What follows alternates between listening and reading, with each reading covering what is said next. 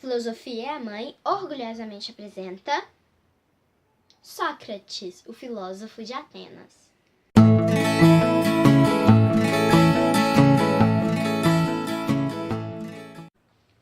Olá! Hoje é dia de estreia no canal, estreia da série Pensadores. Já que o nosso objetivo aqui é falar de filosofia, nada mais justo do que a gente ceder espaço para os grandes nomes da tradição filosófica, para os grandes autores da história da filosofia. O meu objetivo, então, vai ser ir intercalando a nossa discussão sobre os temas da atualidade com uma apresentação, não é um estudo aprofundado, dos maiores autores da história da filosofia, o que por si só já é geradora de questionamentos e de reflexão. E se você quer ver o seu filósofo favorito aqui no nosso canal, vai lá embaixo e deixa a sua sugestão. E hoje a nossa conversa é com Sócrates. E não é uma conversa qualquer, é um mergulho dentro de nós mesmos, um imperativo. Conhece-te a ti mesmo. Bora sair da caverna? Sócrates não escreveu nada, não fundou uma escola, e tudo que a gente sabe a seu respeito se deve a dois de seus discípulos mais dedicados, o Xenofonte, que foi militar, mercenário, depois seguidor de Sócrates, e Platão, o seu discípulo mais famoso. Outra fonte também que é importante para a gente conhecer um pouquinho mais sobre o Sócrates é Aristófanes. Ele era dramaturgo, também do século V a.C., e ele escrevia comédias. Ele faz uma caricatura, gente, do Sócrates num texto que chama As Nuvens, que é hilária. Um Sócrates, assim, com a cabeça nas nuvens, é bem engraçado. Vou deixar o link com o PDF, e aí vocês podem acessar à vontade, que é domínio público, não tem problema nenhum. Sócrates viveu e morreu na cidade de Atenas entre os anos de 470 a 399 a.C. É uma das figuras mais enigmáticas da história da filosofia e também uma das mais importantes. O baixinho, parrudo e de olhos esbugalhados é considerado por muitos como o pai da tradição filosófica ocidental. E a pintura que Platão fez, o seu mestre, inspira a tradição filosófica há quase 2.500 anos. É uma espécie de Beatles do mundo das ideias. Ou você segue inspirado pelos embalos de Sócrates, ou você se afasta e propõe algo completamente diferente. Se Aristófanes descreve um Sócrates com a cabeça nas nuvens, Cícero, filósofo romano, vai fazer exatamente o contrário. Foi ele quem disse que Sócrates trouxe a filosofia dos céus para a terra. E isso é uma questão relevante, porque coloca Sócrates em destaque em relação aos filósofos que estão vindo antes dele e que tinham como preocupação essencial as questões ligadas à natureza. Não é à toa que a gente chama esses caras de pré-socráticos. O homem foi realmente um divisor de águas. E o nosso baixinho passa para a tradição como o criador de um novo jeitão de fazer filosofia e coloca em cena como protagonista o homem, a sua natureza e as questões a respeito das suas ações e da sua vida. Sócrates não escreveu nenhum tratado. Então, como que ele fazia sua filosofia? Na base do diálogo, e eu não estou usando uma metáfora. Sócrates andava pela cidade de Atenas, aberto a conversar com todo mundo. Homens, mulheres, pobres, ricos, generais, escravos, porque ele acreditava que a busca pelo verdadeiro conhecimento deveria ser um movimento interno. Como que isso ia acontecer?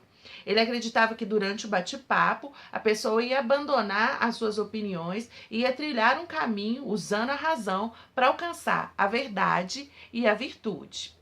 De acordo com o filósofo, a presunção de se achar sabido era o maior obstáculo ao saber. Sem reconhecer a própria ignorância, ninguém sai do lugar. Sócrates era filho de uma parteira e de um escultor, e ele reuniu a essência da profissão dos pais para resolver não só o problema da sua própria ignorância, mas também para ajudar as outras pessoas a trazer à vida, trazer à luz e dar forma às suas próprias ideias e buscar sair da ignorância. Isso tudo tem a ver com uma história que está relacionada com o que aconteceu lá no Templo de Delfos. Hoje, quando a gente se depara com a miséria da existência humana ou quando vai dormir com a cabeça cheia de fantasmas, você pode desde procurar um terapeuta até tomar um porre no bar. Opção válida para quem tem mais de 18 anos. Lá na Grécia, além do vinho, você também tinha a opção de procurar um oráculo. E segundo a tradição, o oráculo mais famoso era o do Templo de Apolo, que ficava na ilha de Delfos. Lá, a sacerdotisa respondia aos mortais angustiados, tentando ajudar e acalentar todos os seus problemas. Às vezes, essas respostas eram obscuras, enigmáticas e era algo compreensível, já que era o próprio Deus, uma razão superior, falando aos mortais. Voltando aos fatos narrados por Platão, Querefonte, amigo e discípulo de Sócrates, voltou do templo de Delfos com a máxima de que Sócrates era o homem mais sábio do mundo. Vocês não imaginam o espanto do moço, né? Aquele cara que a única certeza que tinha é de que só sei que nada sei, só sei que nada sei. Ele reflete longamente e tentando se convencer do dito divino, ele sai pela cidade de Atenas tentando conversar e procurar os maiores conhecedores do seu tempo. E o que foi que ele encontrou? Só presunção e arrogância, tentando mostrar para esses homens de que eles não eram sábios, que eles estavam cheios de ignorância. O Sócrates leva um esporro de geral. Comprou briga com gente grande.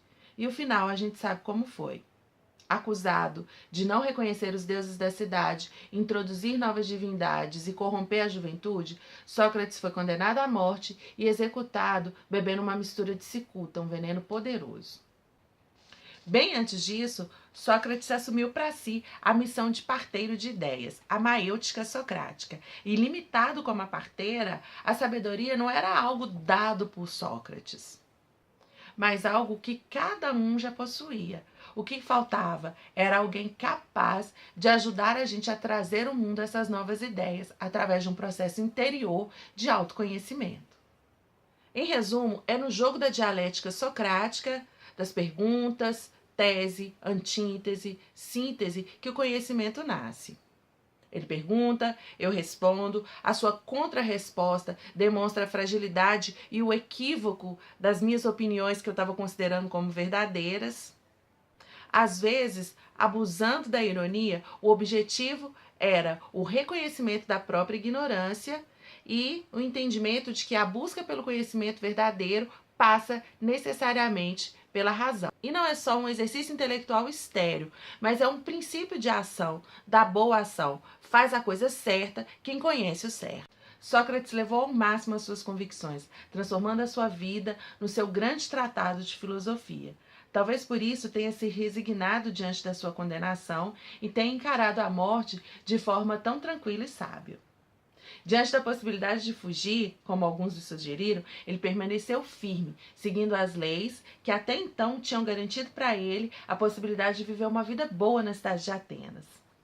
Segundo Platão, ele teria dito que nenhum mal pode atingir um homem reto, nem em vida, nem depois de morto. E mais, se a única forma de impedir que alguém aponte a sua ignorância ou refute as suas opiniões, aquelas que você se agarra tão apaixonadamente, é matar, ou como a gente poderia dizer hoje, é vir com um discurso intolerante ou com uma argumentação falaciosa, você não está contribuindo em nada com o conhecimento, em nada com a verdade e muito menos com uma vida boa ou com uma ação boa. Sejamos mais honestos como nos pede o nosso baixinho favorito. Prepare-se para ser o melhor possível. Então é isso. A série Pensadores estreou com esse moço que mal conhece e que já considero pacas. De jeito nenhum o vídeo tem a intenção de esgotar ou de ser um estudo sobre a filosofia socrática. A ideia era apresentar o filósofo, ou o pensador no caso, né, e tem um viés bem claro, que é pensar sobre a perspectiva da proposta do conhece-te a ti mesmo, o viés do autoconhecimento como a possibilidade de conhecimento do mundo, para poder agir melhor, para poder buscar a felicidade. Foi isso. Bom, espero que vocês curtam. Em breve a gente volta com a série Os Pensadores. E no mais, curtir, compartilhar. Vamos fazer esses vídeos bombar, gente.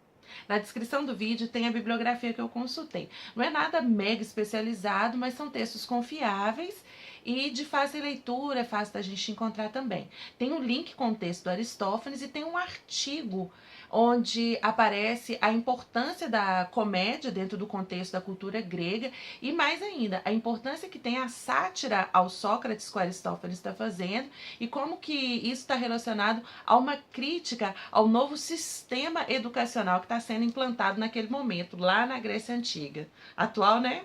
É bem legal, vale a pena consultar. Então é isso, gente. Beijo, até semana que vem e bora todo mundo junto sair da caverna. Tchau!